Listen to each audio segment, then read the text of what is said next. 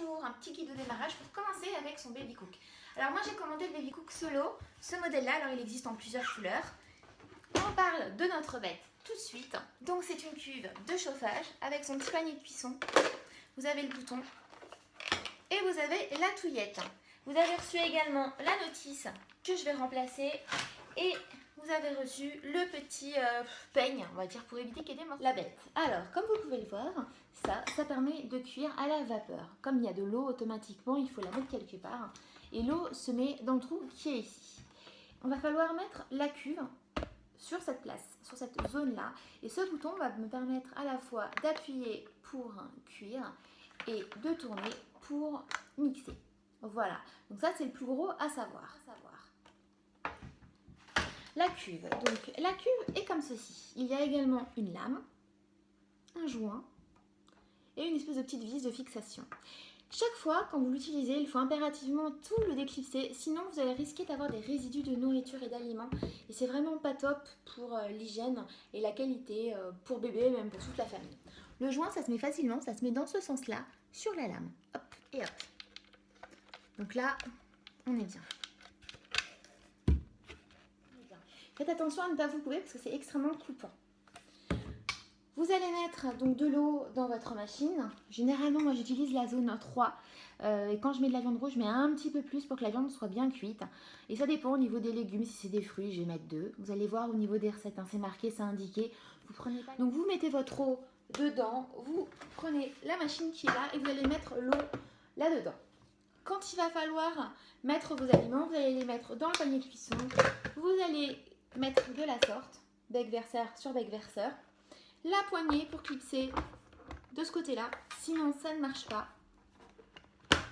Et voilà, hop. Et là, c'est bien fixé. Si vous ne le fixez pas bien, la machine ne démarrera pas.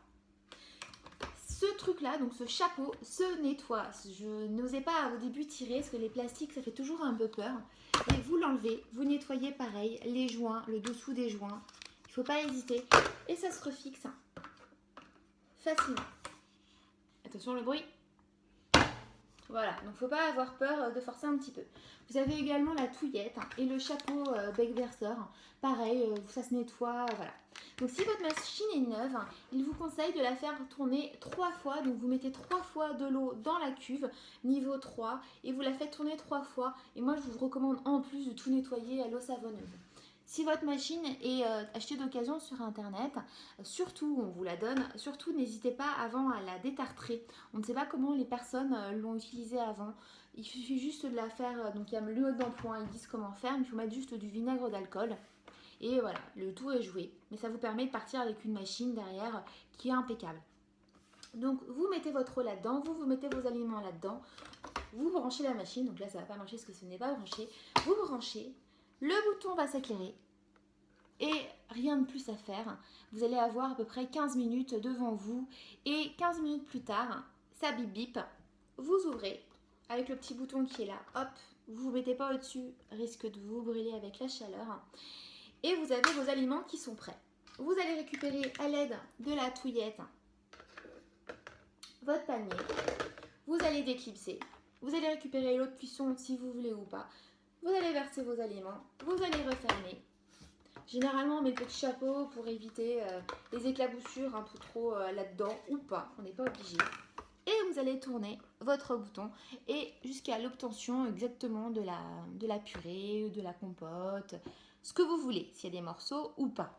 Ce que je vous conseille, vraiment, dès que vous avez utilisé votre machine, c'est de la déclipser et d'aller la rincer. Sinon, c'est très facile à nettoyer dès que c'est fait. Mais si on attend après, ça colle. C'est un peu comme tout. Donc moi, je la nettoie très rapidement. Voilà. Vous trouverez des recettes sur internet.